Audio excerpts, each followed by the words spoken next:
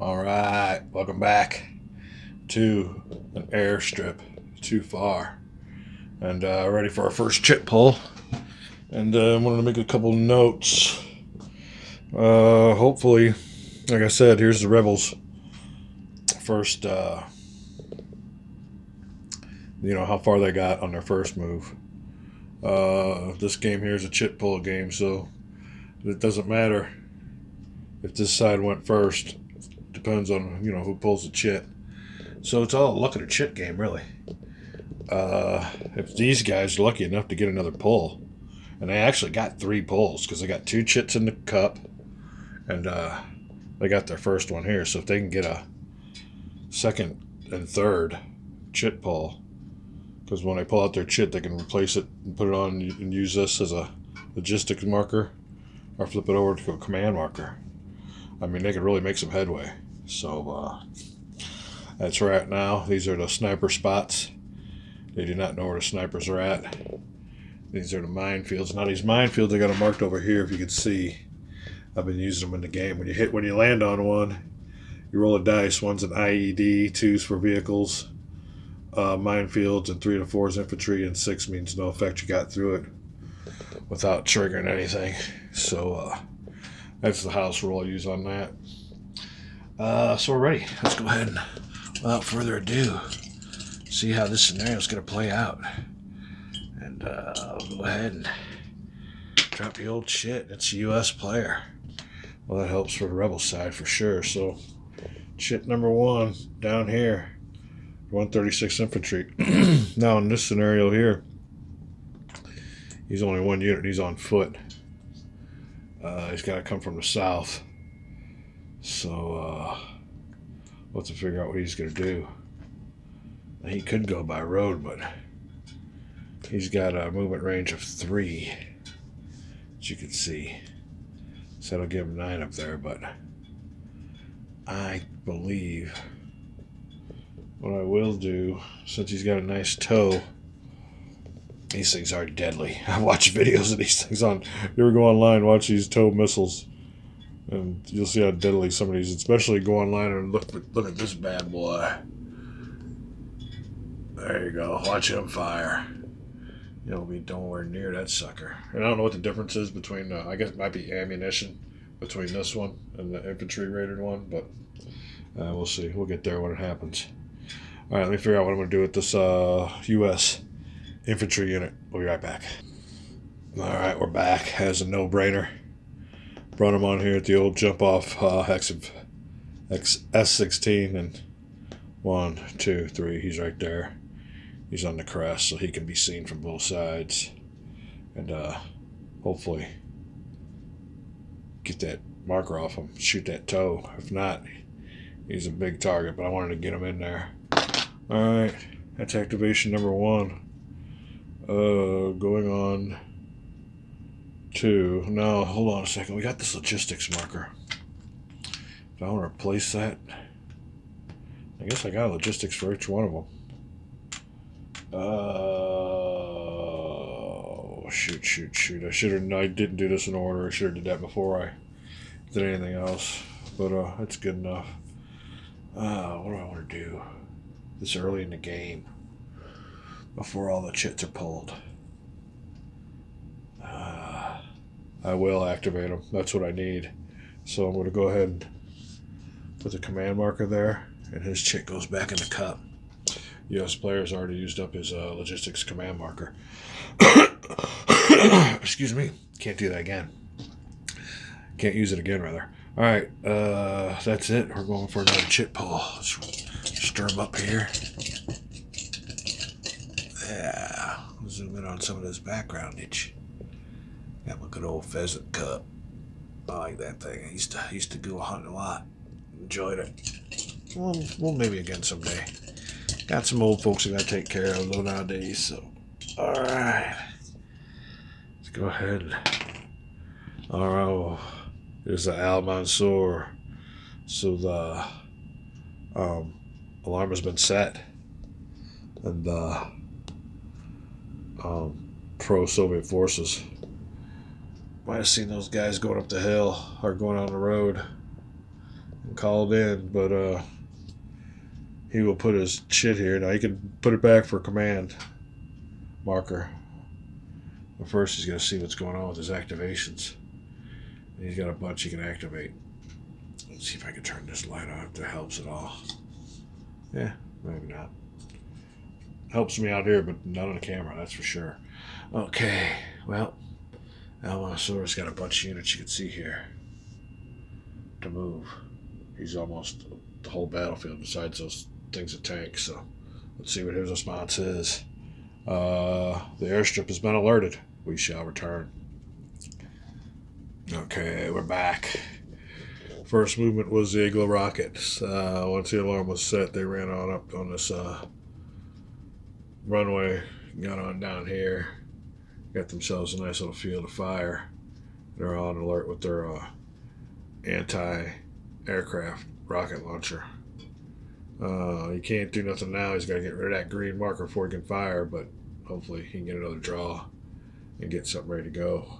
Next move was from this little spot here on hold where these Humvees, and looks like the American Humvees are going to go ahead and shoot at the pro-American forces with some Toyota pickup trucks. Yeah, so you got ourselves a little battle of the guns there. But Al-Mansur has moved. He's going to go ahead and fire. So we're going to go ahead and show you how this is done. Now, this first Mansour unit is going to be the lead unit. He's firing with 2 dice. So we will grab 2 dice. All right. We'll go over here to this little modifier. This is I should have used this in the last videos, but the target's defense, number 1. And this is all the modifiers listed. Unfortunately for the rebels, this technical's got a 0 for defense, so won't be taking any dice out of that. Next modifier here, you can see his range, 1/2 or less extended. He's got a line of sight, which he does have. The defensive terrain modifier, the, what do you call it, technicals out in the open. If he was on the road, it'd give him a modifier, but it doesn't.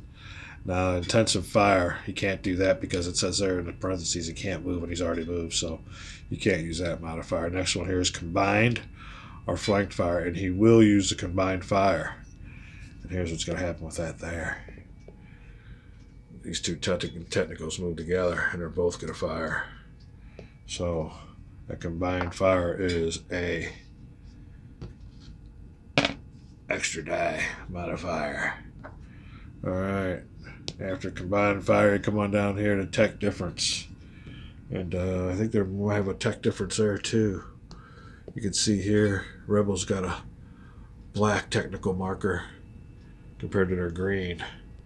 So the Al-Mansur pro-Russian forces get to trade one of those black dice in for a red. Alright, let's go back over here. Now the enemy has a chance to either retreat or counterfire. This is tough. His counterfire can only be his maximum, and they're only firing at this one unit. There's only one unit that's getting fired on. That's this one right here. You can see where my shadow is. He's only got a maximum fire of 2. And if I give him that, it gives another dice, turns red. And he might not, after modifiers, that 2 is probably going down to a 0, so it's not really worth it. So he's going to decline the retreat or counterattack. He's going to have to take it. So we'll go ahead and roll. There's the attack. That 2 stacks of Humvees are firing on the rebel. We'll see how it goes here. Oops. All right. Well, there's 3 hits, and we'll see how that comes on out. But one thing I want to make sure of is you see those 2. Oops. Got to stop right. Well, we'll stop here in a second. Those 2. These 2 starburst equals smoke. So there will be smoke on the rebel position to begin with. I'll put this other smoke into the cup until it's depleted. But I think the rebel's going to take 2 or 3 hits. We'll look at the rules and be right back. Okay, we're back with the first combat. And these two Humvees just fired at this single technical, and he chose not to fire back. But that gray shield means all hits count as one, so he's got 3 against him, which will be a yellow, a blue, and then a hit. So he's gone from 1 action to shake and 10 of taking casualties. So again, put him on the bottom. Signify he's got to do a lot of work to get back in a fighting shape. And that one there is good to go. Oh, also they got some smoke blocking any so-called line of sights, and that could be good for the rebel players too. A lot of smoke keeps them guys from firing at them with their line of sight. All right, that's what we got going on there. We will continue with the pro-Russian moves, but that was the first combat. You see how that was done. We shall return. We'll be back. All right, we're back. And we got another big boy moving in. I was going to move in some more technicals to fight the technicals, but this guy needs to be moving up anyway. And if he's moved, he's going to get a marker on him, so we're going to go ahead and move and fire. He's going to go 5 dice, and he's going to shoot at the other... well, you know what? There's smoke in that spot. So... I wonder. I know what the rules are, but I'm thinking to myself, I like my house rules a little bit better. More realistic. And realistically, I don't think he can get a good shot. I don't know what the distance is. I could look it up between these markers here. But if there's smoke in there, I'm thinking the only way you can shoot at him is if you're next to him. Let me look at the rules real quick, see what they say, and we'll be right back. All right, we're back. And actually, the rule isn't if you get a 2. I don't know where that was, where I seen that at. Where you get a 2 strike. I think that might have something to do with the civilian casualties. But any strike of 3 or more against a unit produces smoke. Disregard the 2 strike on 1 die rule. So it's 3 produces smoke. So we produced smoke. Smoke is there, and I was right. All line of sights are blocked except for adjacent to the hex. So the ZSU cannot fire. And either can any other units that move over there, you gotta get next to them. So that kind of helped them out. All right, I'm gonna go on with some more Al-Mansur moves. We'll be right back. All right, we're back with the end of the Al-Mansur player's reaction. I just placed some Humvees. They're not firing, but they're just stopping out here, getting within range. I gotta decide whether I want to put the chit back in the cup for them. I'm pretty sure I will. That's usually a mandatory thing, is to get double on your moves. But they got a 2 hex range, so there's 1, 2, anything that moves within here. After they get rid of their green marker, they can fire at, so that's key. What else did I do here? Move the anti-aircraft unit out next to the old boys with the rocket. He's got himself a nice little range of about 4 hexes. Anything comes within him. But I believe the helicopter's got a lot longer range than he does, so he's kind of a sitting duck. Some units didn't move at all and will be placed on what's called op fire opportunities.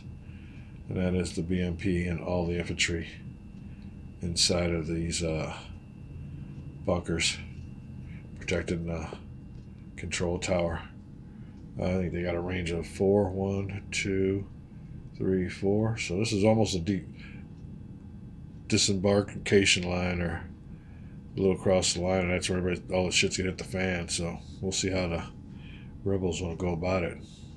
And of course, it depends rather, all in the chit draws. The old RPK infantry platoon left the safety of the buildings over here, and they're moving on out to gonna head down south.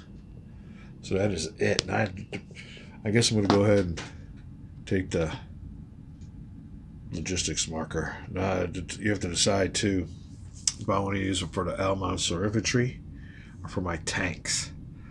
So I think I'm going to keep the marker there, thereby keeping the logistic marker here and everything, and I'll use it when those tanks activate, because I want those tanks to move even further. Al-Mansur is pretty well in the spots they want to be in. They don't want to move no more.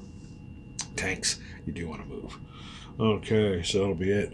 He's going to leave his marker on the table, and we'll see who draws next. The total key shit draw of this game, that's for sure. I'm going to go ahead and get, well, I guess I could still leave these markers on here. I'm looking at them every once in a while thinking, what are those? Oh, yeah, that's right. What are they doing there? All right. Don't want to confuse me. Don't want to confuse me. What we got going on here? Oh, yeah, I had to take a little break for a water meter, man. I'm telling you. Like I said, I hardly get any time to play any games as it is. And, I mean, I don't know how these people do it. I'm lucky to get 5 minutes. I'm lucky if I get any time here coming up. So I'm going to try to get it in as I can. But, yeah, I got to change the water meter and then all. And, you know, you only get so much time off and whatever. So, enough soapbox. Let's go ahead and pull one. I think it's I see it already. Is it the Rebels? Yeah, the Rebels. All right. And they haven't used their marker yet. Their marker's still over here. So, oh, they got their first move from their initial move. That's right. So we'll go ahead and who do we want to move next? All right, I'm going to go ahead and put the Rebels before I do anything back in the cup. I'm putting their logistic marker. And this logistic marker could be used to take off some of these hits too, but I'm going to go ahead and give them another move. Okay, well, I got dogs barking outside. It's kind of windy out there, so he probably wants to come in. Pause. We'll be back. All right. Where was I before I was so rudely interrupted? But that's all good. He all the way up there. You don't even want to come in. All right. So who did we draw? We drew the Rebels. It's the Rebels' turn. They put their command chip back here and their chip back in there. All right. Let me look at the Rebel situation. We still got units. Well, this one here's got a green on him, so he can't fire. All these units that are green can't do nothing, so we can kind of scoot around them. It's the ones that haven't got green on them that can fire on us. So that's a key part of the game. But first things first, and that's at the Rebels. Get to take all theirs off. First one comes off automatically, so they're all go to ready to activate. And I'll be right back. And we're back. And with the power of television, all the green markers are gone, and these guys all ready to go. That's another thing I wanted to make a little note on. I was thinking about earlier. Man, you really got to be a master at moving some of these counters around. Some of these games, I seen old Gimpy.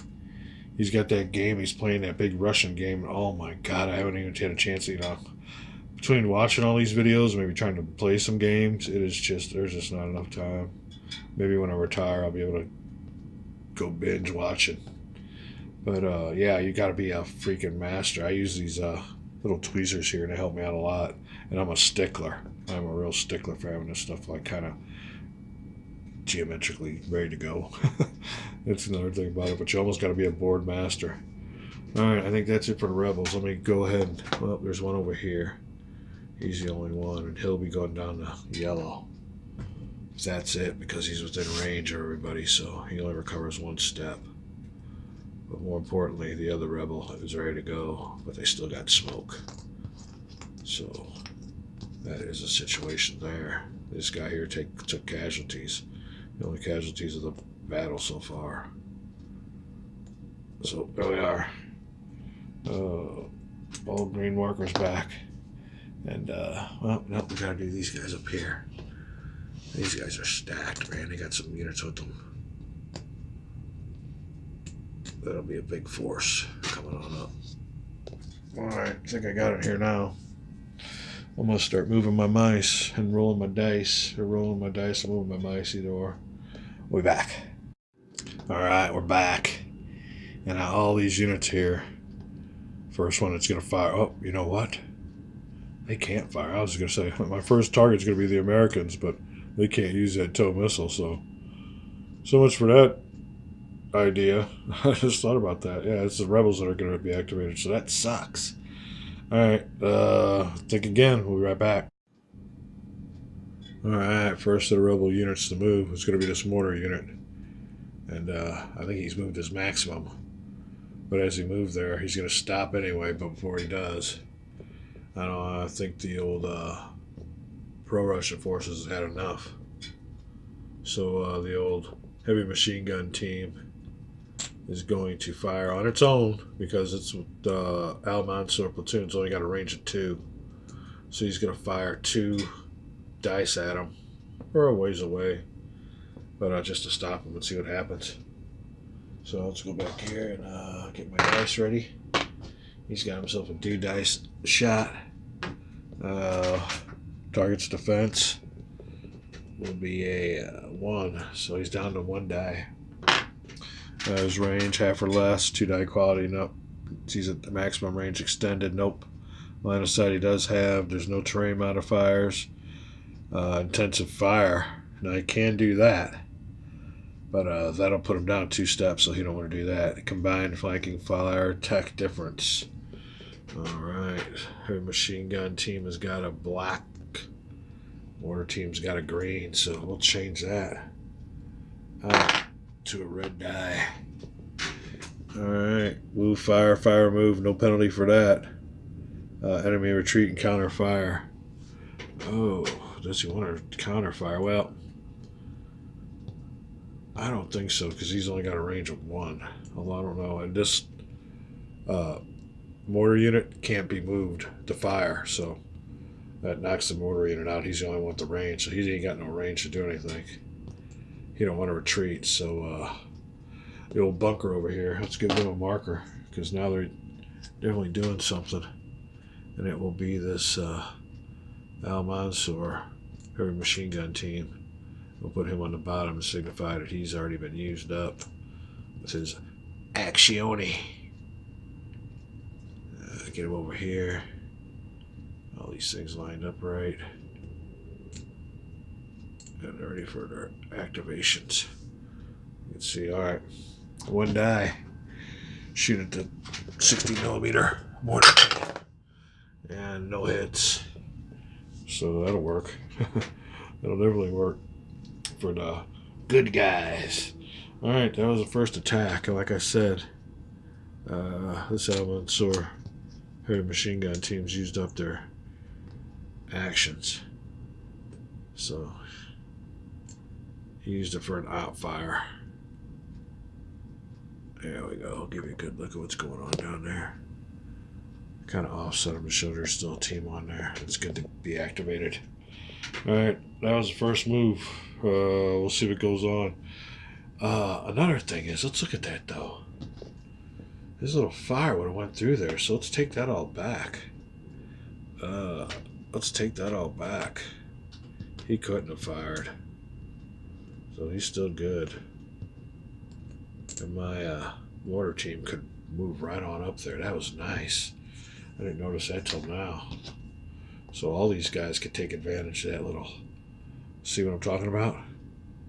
He couldn't have shot through that smoke anyway. Alright, that'll work. Another thing, this tow infantry, I wanted him to shoot first, but he's out of range. I'll just go ahead and count them here for you. 1, 2, 3, 4, 5, 6, 7, 8, 9, 10. Just one out of range. I wanted to take one of those guys out. 1, 2, 3, 4, 5, 6, 7, 8, 9, 10. I can fire at one of these, so that'll probably be one of his targets. That or something over here. But we'll get to him. Right now, we got my team moving on up,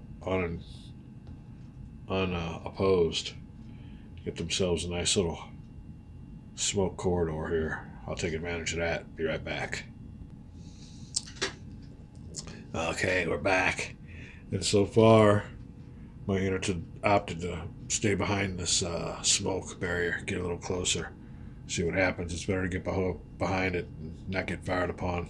All these guys have already used up their actions and can't fire upon them moving, but we got a few units down here, and the ones that are in the bunker that can. Now, luck ran out with this light machine gun unit, or an RPK light machine gun.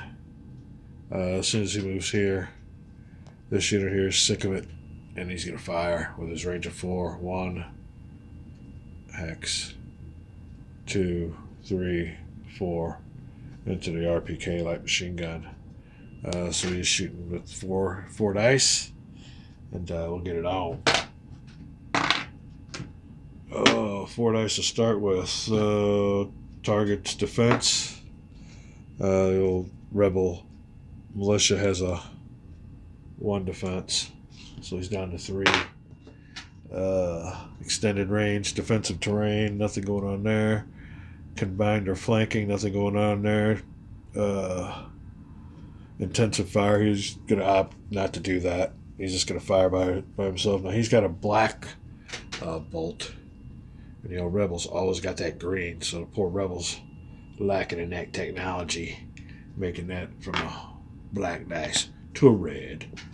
All right, moving fire, fire, remove. Luckily, he didn't do that. Enemy can retreat or counter fire. He cannot do that because he's out of range, so he's firing with 3. Now, he could retreat, but they give him another red die, and we don't want that to happen. So here we go. All right, well, there's 3 hits there, so that will also be a smoke marker. Another smoke marker. And there's a bunch of hits. 4 hits. And unfortunately for the Rebel, that number's in red, and that matches his shield. So it's 4 hits. So we'll go 1 yellow, 2 blue, 3, oops, I don't think he can absorb that. 1 yellow, 2 blue, 3 a hit here, and 4 you're gone. So there's a smoke marker there, and there's our first casualty. Rebels lost their old militia platoon. And this guy here's wicked. He's a SOB. he's got a good little firepower, so I guess he just got sick of him. Took it out on him. Let's give him a marker though before we forget.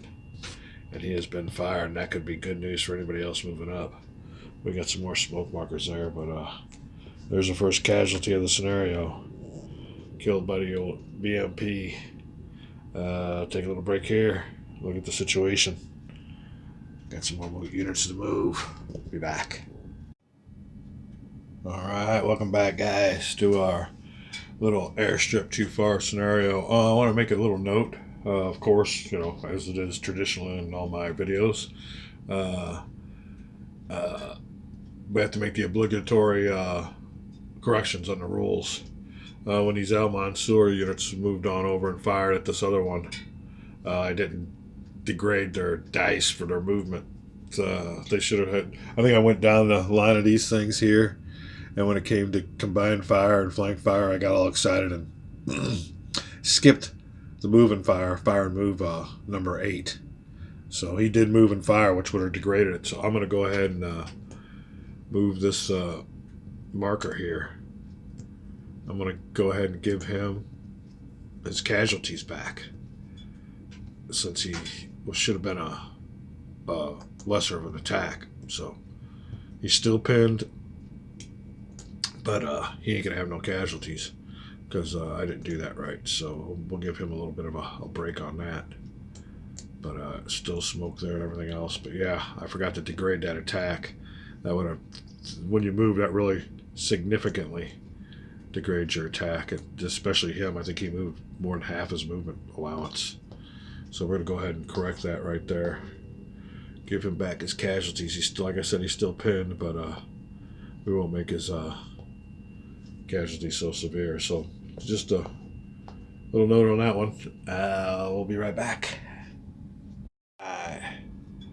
We are back, and this is going to be an extent of their moves. I took some advantage of this smoke. I went ahead and luckily he's only got a range of 3, 1, 2, 3, so he couldn't have hit me. And this guy, well, they've all shot anyway, so it's no big deal. But I brought a couple trucks into this smoke and parked them inside that smoke. Hopefully nothing will happen there. This truck here went ahead and picked up that mortar team and moved them, so he's kind of a sit and duck too, a nice big fat target if anybody wants to get to him, but I think he's safely out of range. As you can see, my little hidden markers, I moved my sniper up there, and he could shoot at one and try to find out which one it is, but he could, you know, it's only one out of the 4s where the sniper will be. My T-55 moved alongside this ridge, and he's still going to stay hidden out of sight. Now up here up north, I had no choice but to unlimber my infantry. They're on their own. This one's going to get a road bonus and head down this way. This guy's got to go overland. But my sand crawlers are out of range of his little BMP. with a cornet. So all these guys are cornets with a 10 hex range. And that's going to be the battle of the cornets coming up here to see what's going on. But so far, everybody's out of range, and he had to stop there and unload. You can see how far away he is. The cornet's got a range and a half, so that is it. We're ready for another chip pull. I, unfortunately, am out of battery, so I might call this an upload, and we'll be back for some more of this Airstrip Too Far.